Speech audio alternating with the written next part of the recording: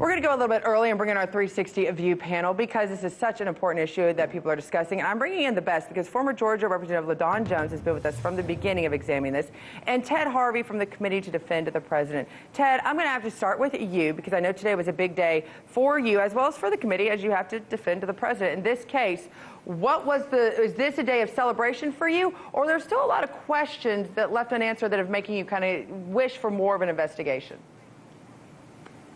Well, one, we had no new news that we didn't have 2 weeks ago when Barr came forward and said what the Mueller report said, is that there was no collusion and there was no obstruction of justice.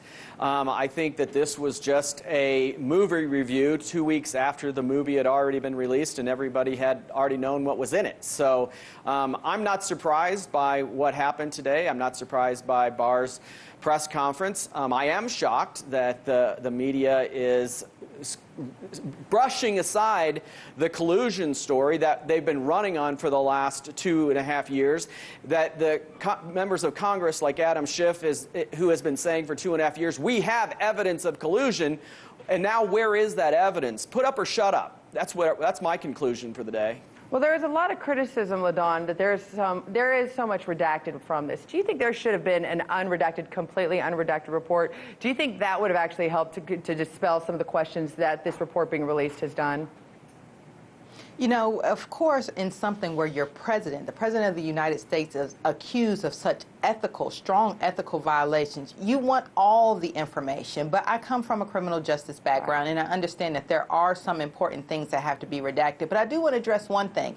You can have evidence of a crime, just not sufficient evidence to reach a conviction or an indictment. So although the media has talked about evidence, there is in fact evidence. It just did not reach the legal standard that Mueller, which I think is honorable, which is absolute. We saw the evidence on television. At the end of the day, we know that President Trump, according to most progressives, crossed a boundary that is unacceptable for a president. The first thing that should be done from now moving forward, that if any other foreign entity, whether it is Russia or otherwise, does anything to get involved in our elections, presidential candidates need to say unequivocally, not only will I not get involved, not only will I not support it on television in my campaign speeches, but I disavow it, do not like it, and if I get any information that's related to it, I won't even mention it. Otherwise, they're going to keep interfering. But LaDawn, I have to go, we got to look at the WikiLeaks part. And you're right, and that's exactly what President Trump did. Well, that's the thing, and I want to look at the WikiLeaks. Absolutely not. Why are we so angry about yes, we should be talking about how the WikiLeaks happened, how they got the documents, but why are we not seeing just as much anger about what those WikiLeaks revealed at the DNC? Granted, you did have to have the DNC chairman step down, Debbie Wasserman Schultz, but if that would have been the reverse, I think you would have seen a lot more anger coming out. If the Republicans, all of this, the damaging emails, talk about collusion, trying to make sure that it altered for one client or one candidate over another, why are we not angry, just as angry about what those emails revealed? Well, I actually think we are. So I was actually working on the Bernie Sanders campaign when this wiki, so my name was in it, right? and all the research that they had done about all of the Bernie campaign workers. And there is anger, but it's not the level of anger for a lost campaign as it is for a sitting president. Those are things that they handled in-house. They didn't go wide on the media to talk about it. They're handling it with the DNC.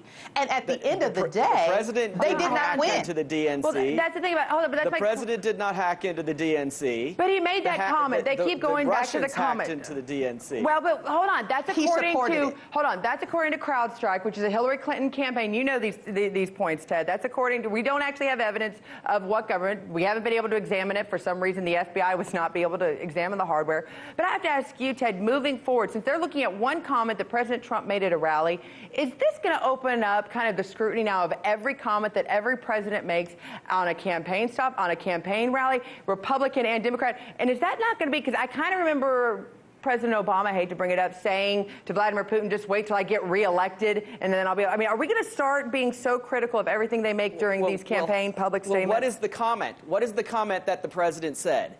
Is that the FBI hasn't been able to get the 30,000 deleted emails. The FBI hasn't been able to get the 30 deleted and destroyed emails that were under subpoena by the FBI. The FBI wasn't able to get those because Hillary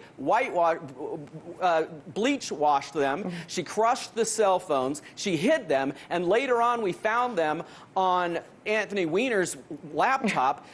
I wanted those emails. Everybody wanted those emails. And WikiLeaks had them. And the president was making a funny joke. If you guys have them, let us know where they are, because we all the Americans across the country wanted to know. But we couldn't have them because Hillary Clinton destroyed them. That is what the crime is. The crime is not the president making a joke at a rally. The crime is Hillary Clinton purposely destroying evidence that was subpoenaed by the FBI. Talk about obstruction of justice. Are you honestly going to defend Hillary Clinton for destroying evidence during an investigation that the FBI had subpoenaed? Are you going to defend that? Is that what you're here for? I'm not or are you going to say the president what? making a joke was inappropriate? That's not illegal. Making a joke is not illegal. Destroying and obstructing of justice is illegal. Hold on, Ted. LaDawn, go. You are.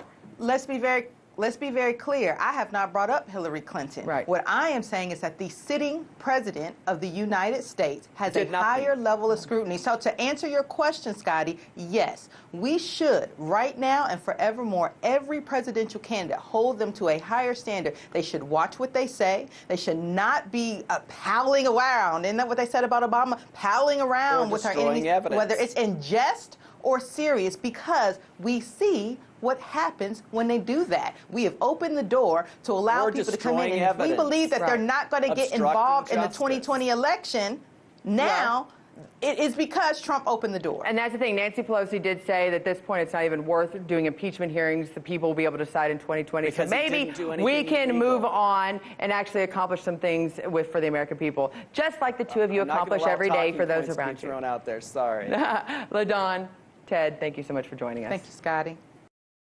Hey YouTube, thanks for checking out our channel. We hope you enjoyed the video. We have tons of content for you just like this. For more of RT America's one-of-a-kind news and analysis, be sure to subscribe and never stop questioning more.